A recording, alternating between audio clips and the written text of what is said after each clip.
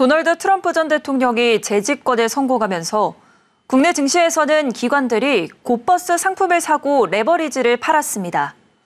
코스피 지수 추가 하락을 전망하는 지표인데요. 박스피에 갇혀있는 우리 증시가 연말까지 하락 추세를 이어갈 것으로 보이는 가운데 전문가들은 업종별 차별화된 전략을 세워야 한다고 조언했습니다.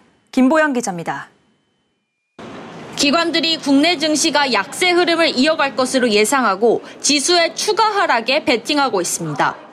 7일 한국거래소에 따르면 전일 기관 최대 순매수 종목은 고버스로 불리는 코덱스 200 선물 인버스 2X로 562억 6,300만 원을 사들인 것으로 나타났습니다. 최근 일주일 순매수 1위도 차지했는데 이 기간 기관은 1,145억 원가량을 순매수했으며 매수폭도 증가 추세에 있습니다.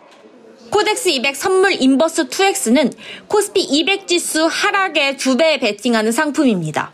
코스피 200 지수가 1% 하락할 경우 2%의 수익이 나도록 설계되어 있습니다. 기관들의 고버스 순매수가 늘고 있다는 것은 코스피 지수 하락 가능성을 높게 보고 있음을 의미합니다. 같은 날 기관이 가장 많이 판 종목은 코스피 지수 수익률의 2배를 추종하는, 즉 상승장에 베팅하는 코덱스 레버리지입니다. 전일 362억 4천만 원, 일주일간 891억 8천만 원을 순매도했습니다.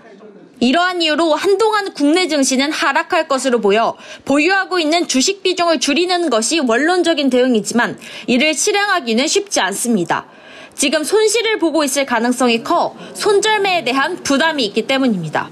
전문가들은 업종별로 차별화된 전략을 세워야 한다고 제언하고 있습니다. 김대준 한국투자증권 연구원은 코스피는 트럼프 승리를 고려하면 약세가 예상된다며 향후 한국은 지수보다 산업, 특히 트럼프 수혜 산업과 밸류업으로 대응할 필요가 있다고 했습니다. 이재원 신한투자증권 연구원은 조선, 방산주의 상승이 예상되고 신재생, 바이오 하락 가능성이 높아지는 등 업종별 명암이 부각될 것이라고 내다봤습니다. 서울경제TV 김보연입니다.